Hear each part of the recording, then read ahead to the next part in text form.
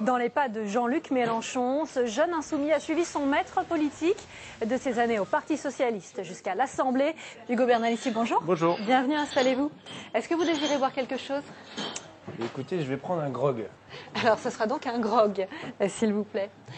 Hugo Bernalicis, vous êtes un insoumis. Insoumis contre quoi? Voilà, contre la plupart des injustices, et il y en a beaucoup dans ce pays et dans ce monde.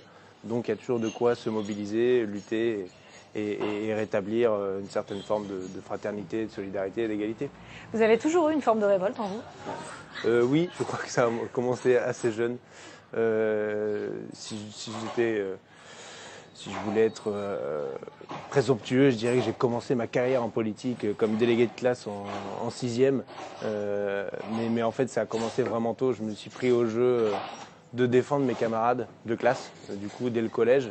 Et je l'ai fait avec une certaine forme de sérieux. C'est quoi l'injustice, justement, en classe, quand on est collégien? Bah, ça peut être quelqu'un qui se prend des retenues ou des mauvaises notes sans fondement ou qui se fait engueuler alors que c'est pas lui qui a fait une connerie. Enfin voilà, des choses toutes bêtes en classe, quoi. Mais c'était déterminant pour moi. Et je me souviens d'une grande bataille, façon de parler, qu'on avait menée au lycée, que j'avais menée au lycée, notamment pour me faire élire délégué des délégués de classe pour être au conseil d'administration. Sénateur en gros du lycée, où en fait les enseignants voulaient mettre en place une notation pour la course annuelle. Il y avait une course pour le cœur, en solidarité avec ceux qui ont des maladies cardiovasculaires, etc. Et donc les profs avaient dit, bon, il y en a plein qui jouent pas le jeu, qui viennent pas courir, ou qui font semblant de pas courir, qui marchent, c'est scandaleux, donc on va mettre une note. Comme ça, les gens, ils courront. Voilà.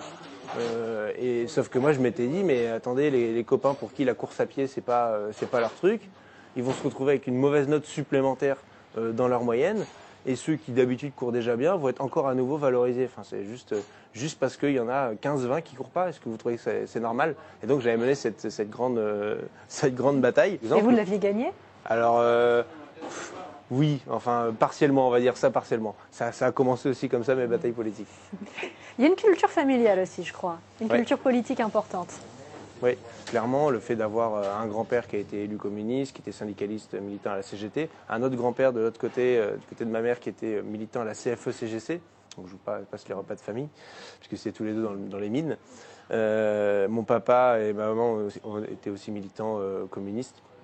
Donc j'ai baigné dans cet univers effectivement très très politisé. Vous avez accompagné votre père pendant votre jeunesse? C'est lui qui vous a appris le militantisme? Oui, je l'ai accompagné à la fois dans les manifestations. Voilà, j'ai commencé très jeune les manifestations. Après, il y a eu des petites campagnes. Mon père s'est présenté aux élections municipales dans le petit village de 370 habitants où on habitait là. Et donc j'allais l'aider à distribuer les tracts dans les boîtes aux lettres. Je devais avoir, je sais pas, 8-9 ans. Bon voilà, donc c'est un truc qui m'a toujours plu, qui m'a toujours intéressé. Et à 18 ans, vous prenez votre carte au Parti Socialiste. Mais pourquoi le Parti Socialiste? Vos parents étaient communistes, on le sent, il y a une forme de révolte. Alors je vais vous expliquer, puisqu'il y a une raison objective à tout ça. C'est qu'en réalité, mon papa a été longtemps militant au Parti communiste, mais il a quitté le Parti communiste, en mauvais termes, etc. Bon. Et moi, effectivement, vu mon engagement, mon tempérament, là on est en 2007, je vais dire que spontanément, j'aurais dû adhérer au Parti communiste français plutôt. C'était plutôt la logique. Sauf qu'il m'a dit non, tu n'iras pas au Parti communiste français. Hors de question. Ça va, j'en ai suffisamment souffert. Donc tu vas aller, va voir chez les socialistes. Alors c'est peut-être moins la ligne que tu défends, mais au moins tu rencontreras des gens, tu feras des réunions, tu gagneras une culture politique, puis après tu feras tes choix, tes avis, quoi. Il avait gardé une rancœur avec... Il a été licencié de son boulot parce qu'il travaillait dans une mairie communiste, parce qu'il avait critiqué les socialistes. Ce qui est d'ailleurs très drôle du coup, parce que les communistes avaient fait des accords avec les socialistes aux élections. Donc il ne fallait pas les critiquer. Et donc ils ont mis sur la touche mon père comme ça, et par voie de conséquence ma mère qui travaillait dans l'équipement culturel que dirigeait mon père, en tant que professeur de danse.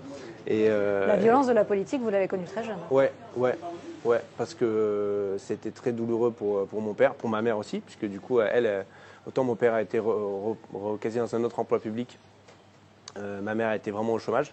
Elle était en procès d'ailleurs avec le centre de gestion dirigé par les socialistes à l'époque pendant 11 ans. Enfin voilà, donc la politique, c'est pas un truc qui, moi dès le départ, j'ai une petite carapace pour aller dans ce genre de milieu. pour m'y faire aussi mes armes. Et c'est clair que bon, en allant chez les socialistes, j'y allais pas comme un naïf. Et d'ailleurs, j'y suis pas resté très longtemps. Non, il n'y est resté qu'un an. 1 an et demi, ouais, c'est ça. Ouais. Et c'est là que vous rencontrez Jean-Luc Mélenchon. On Ouais. le voit ensemble là. Ouais, alors ça, c'est un peu de temps après qu'on se rencontre. Finalement, c'est 1 an après qu'on se soit rencontrés. On est en 2009, puisque dès la création du Parti de gauche en 2008, je rejoins le Parti de gauche pour quitter le Parti socialiste.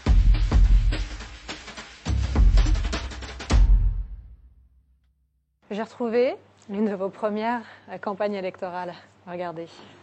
Salut petit. Pour Hugo Bernalicis, 21 ans, c'était un peu le grand jour. En attendant le grand soir, les têtes d'affiche du Front de gauche viennent le soutenir dans son canton de Ronchin, et particulièrement son mentor, Jean-Luc Mélenchon. C'est une figure assez haute en couleur, pas seulement pour moi, mais je pense pour toute la gauche et pour tous les gens qui sont venus nous écouter ce soir. Et je pense qu'on aura besoin de sa force pour la suite. Il vous appelle toujours mon petit? Oui, alors pas que moi, parce qu'on est plusieurs petits, plus jeunes en tout cas, dans le groupe parlementaire. Mais oui, c'était pour moi un très fort moment politique, parce qu'en fait, c'est mon vrai premier meeting, en réalité. Et le premier meeting que je fais, c'est avec les 3 représentants nationaux du Front de gauche à l'époque. Et ça a été vraiment un moment politique extrêmement fort que de pouvoir intervenir à ce meeting. Et je dois dire que là, après, le fait de vouloir être candidat et de se mettre en avant, ça ne m'a pas quitté. Galvanisé par la campagne? Ouais, galvanisé par la campagne. Gagné. Ah bah non, j'ai pas gagné. On a fait, alors c'est pareil, là, on a fait, je crois, 8, quelque chose pour cent. Vous dites un mot, mentor. C'est toujours votre mentor, Jean-Luc Mélenchon? Vous l'assumez, ce mot? Je ne sais pas si c'est le bon mot. Je ne sais pas comment trop le décrire, mais en gros, Jean-Luc Mélenchon est quelqu'un d'extrêmement brillant. Et moi, j'ai eu à cœur et je continue, de regarder à la fois ses meetings, ses passages médias, les décortiquer, les analyser.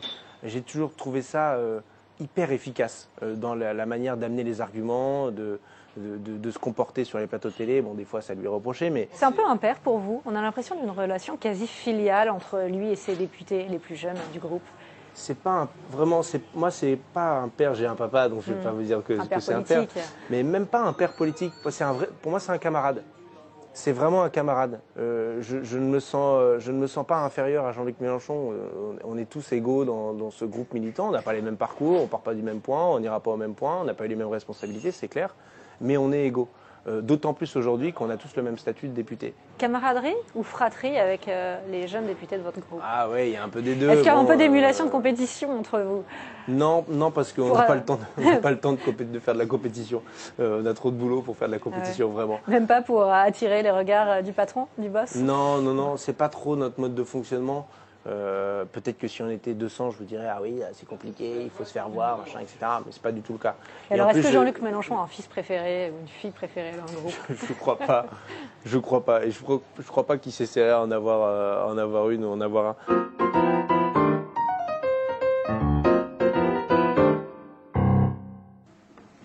Madame la rapporteure, vous avez dit tout à l'heure qu'en 2008, j'avais pas eu le courage d'aller jusqu'au bout de ma réforme. Je tenais à vous féliciter. Quand j'étais président, peut-être que c'était pour une bonne raison. Et je tiens à dire aux collègues de droite qui devraient plutôt vous soutenir là où vous n'avez pas réussi, là où je n'ai pas réussi à l'époque en 2008. Félicitations. Et au ministre Dussopt, je trouve que c'est assez extraordinaire pour un socialiste d'aller plus loin que ce que j'ai pu faire. Bravo, monsieur le ministre. Si, monsieur Bernalicis. Alors, comment l'a pris Olivier Dussopt? En fait, ils étaient tous sidérés dans l'hémicycle. Je crois qu'ils ne savaient pas trop à quoi s'attendre, donc il y a eu un moment de flottement et de silence surtout. Après, c'est rigolo parce que c'est la seule personne que je sais imiter, Nicolas Sarkozy, ce qui est politiquement pas forcément dans la ligne, vraiment. Et en même temps, je m'étais dit, depuis qu'il est plus président de la République, à quoi ça va bien pouvoir me servir de savoir imiter Nicolas Sarkozy? Et puis là, c'est l'occasion qui faisait le larron parce que c'était pas du tout préparé, c'est vraiment en réaction à ce qui se disait dans l'hémicycle à ce moment-là. Mais là, vous vous adressez à qui? Vous vous adressez à Olivier Dussopt ou vous vous adressez aux internautes qui vont vous voir ensuite sur les réseaux sociaux? Là, honnêtement, c'est mon petit côté un peu taquin. Je le fais parce que ça me fait marrer et que je trouve que c'est vraiment à propos. Je le fais pas en me disant « Ah, ça va faire le buzz, ça va faire une bonne vidéo derrière ». Je me doute que ça va peut-être pas passer inaperçu, vraiment, mais je le fais pas pour ça parce que vraiment, c'est pas préparé là. Faire du spectacle, c'est le rôle d'un député?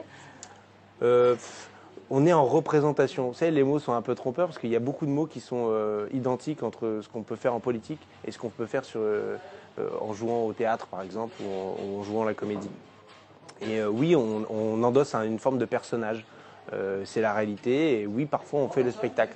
Après, c'est la question, c'est est-ce qu'on fait le spectacle pour faire le spectacle, sans but, sans perspective, ou est-ce qu'on le fait pour essayer de convaincre, être entendu plus largement, avoir plus d'audience sur des sujets qui nous tiennent à cœur.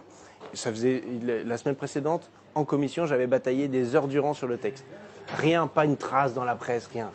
Sauf cette vidéo. Oui, et ce qui était intéressant, c'est que quand cette vidéo est relayée, les articles qui vont avec rentrent dans le fond du sujet de la réforme de fonction publique pour expliquer pourquoi je fais cette intervention. Et donc je me dis que j'ai gagné une petite partie de la bataille. Ça grise aussi parfois De faire des vidéos sur YouTube. d'avoir ce succès sur les réseaux sociaux, Alors, bon, d'avoir cet impact. Ouais, je suis pas au niveau d'un Jean-Luc Mélenchon où je pense que ça devient invivable et vraiment ça emporte d'autres problèmes dont les gens ne se rendent pas vraiment compte. La majorité vous taxe parfois aussi d'arrogant, suffisant. Je leur retourne le compliment alors. Je leur retourne le compliment parce que s'il y a bien une majorité parlementaire qui est arrogante et suffisante, c'est bien la leur, puisqu'ils écoutent personne et ils votent en cadence. Oui, moi j'assume d'être arrogant et suffisant, notamment avec ceux qui le sont. Parce qu'il y a un côté très donneur de leçons à l'Assemblée nationale pour les ministres qui sont au banc ou pour les rapporteurs, parce qu'ils ont les administrateurs avec eux et ils vous expliquent que non, c'est pas du tout constitutionnel ce que vous racontez. Et finalement, je me suis rendu compte en expertisant après, en relisant les amendements, en questionnant mon attaché parlementaire, les collaborateurs de groupe, qu'en fait on avait raison, dans la plupart des cas, on avait raison de ce qu'on racontait, même en creusant. Et je me dis, bon, ça suffit. Et donc, je leur ai retourné contre eux leur arrogance, qui peut être une arme, même si ce n'est pas le registre que je préfère. Le registre que je préfère, c'est plutôt celui d'être taquin et souriant. Et je pense qu'on ne va pas me démentir sur le sujet. Une vie sans politique est-elle envisageable? Oui, parce qu'au fond, vraiment, j'adore m'impliquer politiquement. C'est une vraie passion, mais ce n'est pas non plus un besoin. J'apprécie rien faire, j'apprécie être avec mes copains, j'apprécie être en famille, voilà, vraiment. Qu'est-ce que vous feriez si vous arrêtiez la politique? Plein de choses, beaucoup de choses. Déjà, retrouver un boulot à peu près normal, une vie à peu près normale, avec un rythme à peu près normal, passer plus de temps en famille. Je suis plutôt un geek aussi, donc j'aime bien jouer, je jouerais peut-être un peu plus, vraiment. Peut-être que moi qui suis impliqué aussi sur la filière brassicole à l'Assemblée nationale, peut-être qu'un jour je ferai ma bière. À mon avis, ça arrivera un jour ou l'autre dans mon existence. Ouvrir une brasserie. Ouais, c'est vraiment quelque chose qui me tient à cœur. Merci à vous, merci Hugo Bernalicis d'avoir accepté de vous livrer dans Les Mois et Mois.